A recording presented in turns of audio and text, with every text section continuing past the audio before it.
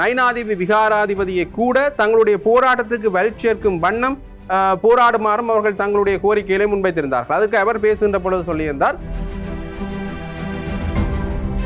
குறிப்பிட்ட நிதியின் மூலமாக விகாரையோ அல்லது ஏனைய கட்டுமானங்களோ கட்டினது கூட சட்டவிரோதமானது என்றபடியது தான் அவர் சொல்றார். ஆகவே இங்கே நிதி கையாளுகையில ஒரு சட்ட சிக்கல் ஒன்று இருக்கின்றது. முன்னைய காலகட்டங்களில் எந்த அளவுக்கு தொல்லியல் திணைக்களமும் வனவள திணைக்களமும் மக்களுடைய காணிகளை சுவீகரிக்கிறதுல முன்பு செயல்பட்டதோ அதே போலான ஒரு விடயத்தில் தான் பல இடங்கள் இலக்கு வைக்கப்பட்டிருக்கின்றது. குறிப்பாக வடக்கில் அடையாளம் காணப்பட்டிருக்கின்ற இந்த விகாரை கட்டுமானங்கள் நடந்து கொண்டிருக்கின்ற பொழுது அங்கிருந்து மக்கள் எதிர்ப்பு தெரிவிக்கின்ற பொழுது ஒரு குரல் ஒன்று எழுப்பப்படுகின்றது, இது அரசியலாக மாற்ற வேண்டாம்.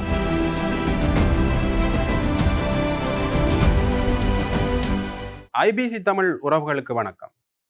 இன்றைய பொழுதுல பௌத்த மயமாக்கல் அல்லது பௌத்த ஆக்கிரமிப்பு என்பது வடக்கு கிழக்கில் மிகவும் பாரிய அளவில் நடந்து கொண்டிருக்கின்றது. ஏலவே இருந்த இந்த பௌத்த ஆக்கிரமிப்புகள் மற்றும் பௌத்த மயமாக்கல்கள் இந்த அரசாங்கத்திலேயும் கூட சரியான முறையில் தீர்க்கப்படாமல், அதாவது இந்த இனவாதமாக நாங்கள் செயல்பட மாட்டோம், இனவாதம் அடிப்படையிலான கருத்துக்களையே பரப்ப மாட்டோம் என்று கூறிய இந்த அரசாங்கத்தினால கூட இது சரியான முறையில் நடைமுறைப்படுத்தப்படவில்லை என்ற விமர்சனங்கள் முன்வைக்கப்பட்டிருக்கின்றது. அந்த வகையில் கிட்டத்தட்ட மேலும் சில பகுதிகள் இன்னமுமே சரியான முறையில் தொல்லியல் ஆய்வுக்கு உட்படுத்தப்படவில்லை என்கின்ற தகவல்கள் வந்திருக்கின்றன. தொல்லியல் திணைக்களம் தொடர்பான கணக்காய்வு அறிக்கையில் முன்வைக்கப்பட்ட தரவுகளுக்கு அமைய தொல்லியல் திணைக்களம் சில விடயங்களுக்கு பதிலளிக்கின்றது. அந்த பதிலின்படி 2026-2028 காலப்பகுதியில் வடக்கு மற்றும் கிழக்கில் விரிவான தொல்லியல் ஆய்வுகள் மேற்கொள்ளப்படும் என தெரிவிக்கப்பட்டிருக்கின்றது. எனவே ஆய்வு செய்யப்பட்டதையும் விட இன்னும் விரிவான ஆய்வுகள் மேற்கொள்ளப்பட இருக்கின்றன என்ற தகவல்கள் வந்திருக்கின்றன. அந்த இடங்களில் பல இடங்கள் இலக்கு வைக்கப்பட்டிருக்கின்றது. குறிப்பாக வடக்கில் அடையாளம் காணப்பட்டிருக்கின்ற 479 தொல்லியல் இடங்களில் இதுவரை 5 இடங்கள் மட்டும்தான் விரிவான ஆய்வுகள் மேற்கொள்ளப்பட்டிருக்கின்றன.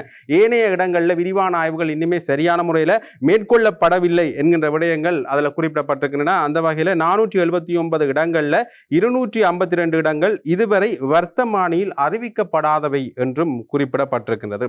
ஆகவே இந்த விடயங்களை வைத்து பார்க்கின்ற பொழுது வடக்கு மாகாணத்தில் வெடுக்குநாறு மலை, நெடுங்குளம், நெடுங்கேணி, சிவநகர் மற்றும் தோணிக்கல், தற்போது சர்ச்சையில் இருக்கிற சமணங்குளம், மாதோட்ட துறைமுக நகரம் உட்பட பல இடங்கள்லையும் மேலதிக ஆய்வுகள் நடத்தப்பட இருக்கின்றன.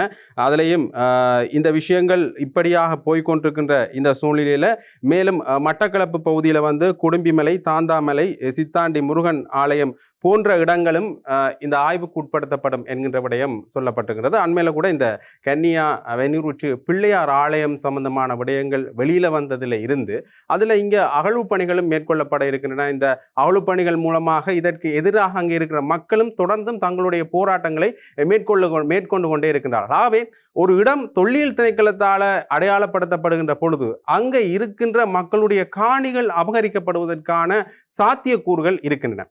அதே விஷயம்தான் இப்போ தையிட்டிலேயும் நடந்திருக்கிறது. குறிப்பாக நேற்று முன்தினம் இந்த தையிட்டி சம்பந்தமான விடயத்தில் காணி உரிமையாளர்கள் மற்றும் விகாராதிபதியோடு சேர்ந்து சம்பந்தமான விடயங்கள் சரியான முறையில் நிவர்த்தி செய்யப்படும் என்று பேசப்பட்டிருந்தது. அதிலையும் குறிப்பாக இந்த விடயம் பேசப்படுகின்ற பொழுது இந்த தையிட்டி விகாரை அமைந்திருக்கின்ற பகுதியை தவிர்த்து ஏனைய பகுதிகள் கட்டங்கட்டமாக விடுவிக்கப்படும் என்று கூறப்பட்டிருந்தது. இதற்கு இந்த காணி உரிமையாளர்கள் கூட இணக்கம் தெரிவித்திருக்கிறார்கள் என்று கூறப்பட்டிருந்தாலும் கூட இன்றைய தினம் நைனாதீப விகாராதிபதி தையிட்டிக்கு விஜயம் செய்த பொழுது காணி உரிமையாளர்கள் இதற்கு எதிரான ஒரு நிலைப்பாட்டை தான் தெரிவித்திருக்கின்றார்கள். இந்த விஷயத்தில் இவர்கள் கட்டியிருக்கின்ற இந்த விகாரை தொடர்பான சில முக்கியமான விடயங்களையும் நைனாதீப விகாராதிபதி அவர்கள் தெரிவித்திருந்தார்.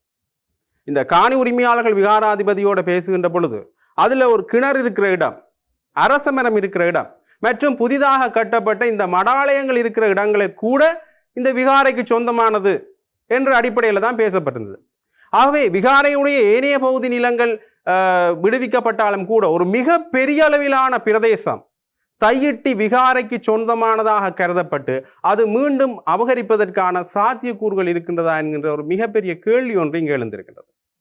ஆகவே இது தொடர்பான விஷயங்களை நைனாதீப விகாராதிபதி அவர்கள் பேசுகின்ற பொழுது இதற்கான நிதி ஒதுக்கப்பட்டது, இந்த திஸ்ஸ விகாரை கட்டுவதற்கான நிதி ஒதுக்கப்பட்டது பழைய இடத்துல முன்னை நாட்களில் திஸ்ஸ விகாரம் இருந்த, அதாவது நைனாதீவு விகாராதிபதிக்கு சொந்தமான அந்த குறிப்பிட்ட நிலத்தில தான் இந்த கட்டுமானங்கள் கட்டுவதற்கான நிதி ஒதுக்கப்பட்டது.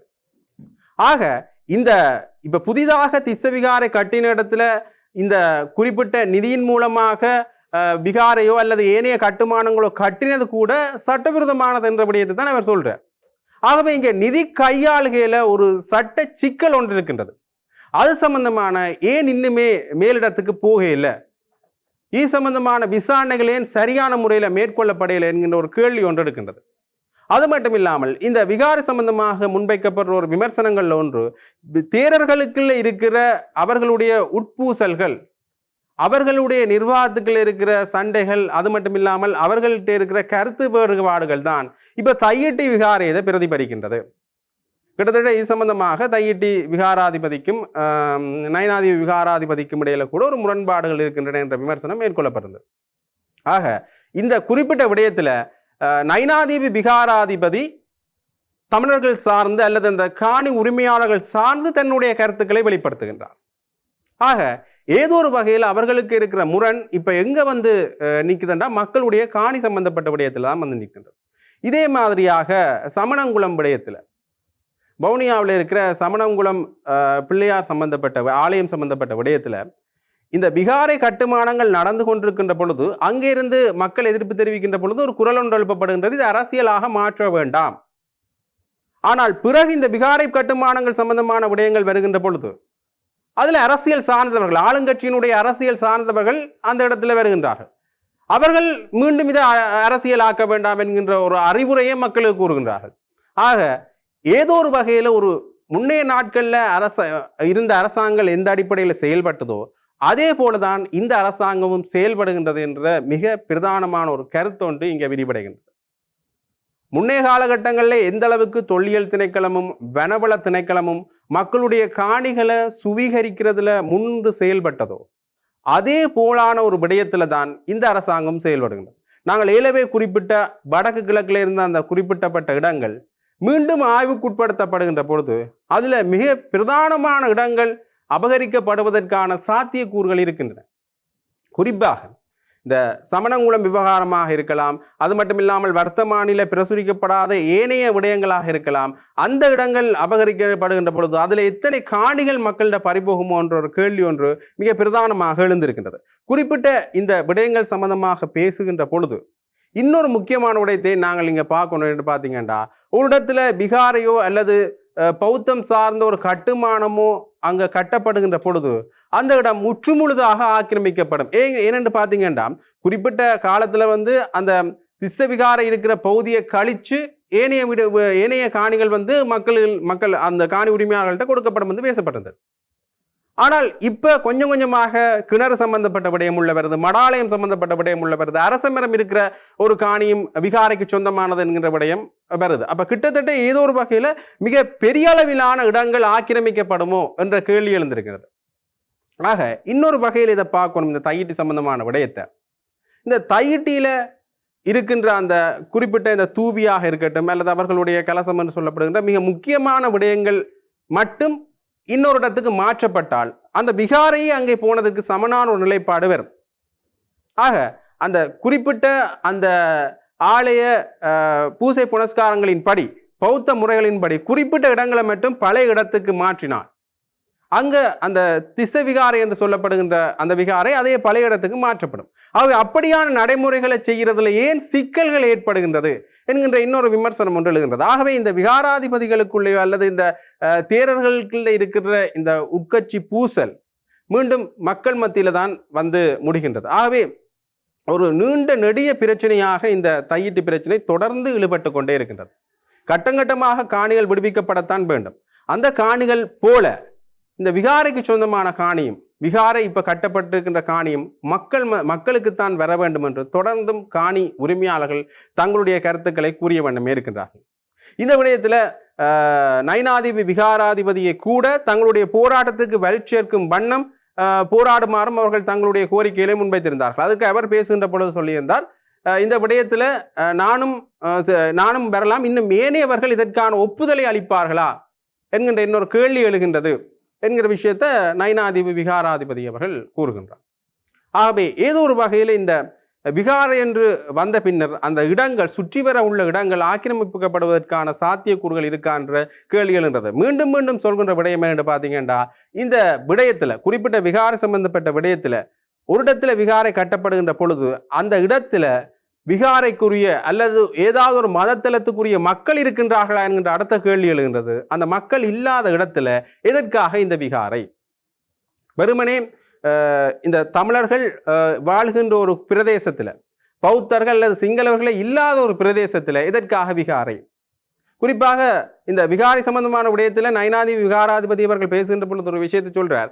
இந்த விகாரைக்கான மின்சார தேவையை கூட அவர்கள் பூர்த்தி செய்தது திஸ்ஸ விகாரை என்ற பெயரில் இல்லை, இன்னொரு விகாரையினுடைய பெயரில் தான் இந்த மின்சாரத்தையும் இவர்கள் இதற்குள்ள எடுக்கின்றார்கள். ஆகவே ஏதோ ஒரு வகையில் சில சட்டவிரோதமான செயல்பாடுகள்லாம் நீங்கள் மேற்கொள்ளப்பட்டிருக்கின்றன. ஒன்று இந்த மக்களுடைய காணிகளில் இது கட்டப்பட்டது ஒரு சட்டவிரோதமான கட்டடம். இன்னொரு வகையில் பார்க்கின்ற பொழுது இந்த குறிப்பிட்ட விகாரைக்குரிய தேவைகளை நிவர்த்தி செய்வதற்கு கூட சில சட்டவிரோதமான செயல்பாடுகளைத்தான் இவர்கள் மேற்கொண்டிருக்கின்றார்களா என்ற கேள்வி எழுகின்றது. குறிப்பிட்ட நயினாதிபதி விகாராதிபதி அவர்களுடைய கூற்றை அடிப்படையாக வைத்து பார்க்கின்ற பொழுது. ஆகவே ஏதோ ஒரு வகையில் இந்த சட்டவிரோத கட்டம் சம்பந்தமான விடயத்திற்கு இன்னும் வலு சேர்க்கணும் என்றால் எங்களுடைய கட்சிகள், தமிழ் தேசிய பரப்பில் பயணிக்கிற கட்சிகள் ஒன்றிணைந்து இதற்கு எதிரான ஒரு போராட்டத்தை வலு சேர்க்க வேண்டும். வெறுமனே இது ஒரு கட்சி சார்ந்த போராட்டமாகவோ அல்லது மக்கள் தொகை அல்லது ஆளணி பற்றாக்குறை குறைந்த போராட்டமாகவோ தொடர்ந்து இடம்பெற்று கொண்டிருந்தால் இதற்கான வலு இன்னும் குன்றித்தான் இருக்குமே ஒழிய இது சம்பந்தமான அடுத்த கட்ட நகர்வுகள் எடுக்கிறதுல சிக்கல்கள் தோன்றும் என்பதுதான் உண்மை. இதே போல இன்னொரு நிகழ்ச்சியில் சந்திக்கலாம். நன்றி, வணக்கம்.